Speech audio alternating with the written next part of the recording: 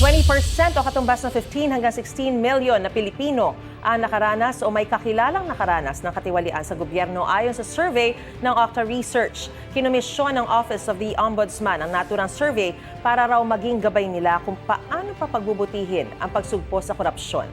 May unang balita si Salima Refran.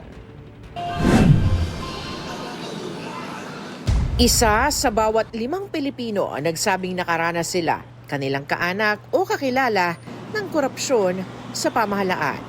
Yan ang lumabas sa survey ng Okta Research na kinomisyon ng Office of the Ombudsman.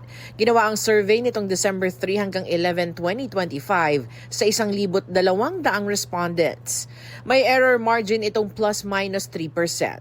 Nakita rin sa 20% ng mga respondent na yan, 7% lang ang nagsabing inireport nila ang nasaksihan o naranasang korupsyon. When you say 20%, that's around 15 to 16 million Filipinos. That's a lot of people. Okay, and these are those who are courageous enough to say that they experience corruption.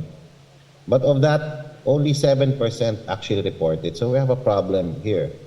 People experience it, but there's a very few channels.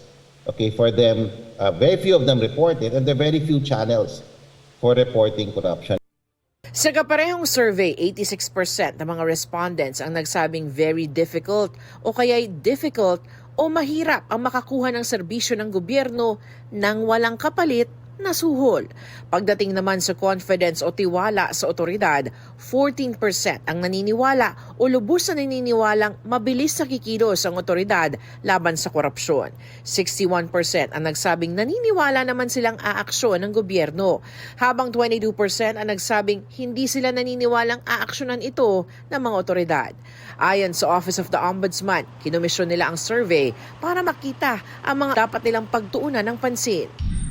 Guide yan sa amin kung ano ang perception ng tao sa opisina at kung ano ang dapat namin gawin upang mapalaganap namin ang aming layunin na awatin ang korupsyon sa ating bayan. Kinakailangan, alamin namin kung saan kami nakatayo. We know where we stand at this point in time so that we can define our goals for the next few years, kung paano namin babalansihin at pupursigihin yung paglaban sa korupsyon.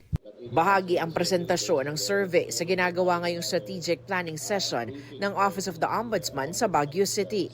Hamon raw ang mga numerong ito para pagbutihin ang trabaho, lalo na sa gitna ng flood control scandal. It's more of just being disciplined, and with the support of the new administration dito sa Office of the Ombudsman, sana po ay mas maging confident at may kumpiyansa na po ang ating mga tao para talagang hanapin yung mga ebidensya na nandyan naman talaga.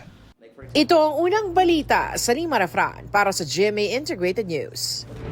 Gusto mo bang mauna sa mga balita? Mag-subscribe na sa GMA Integrated News sa YouTube at tumutok sa unang balita.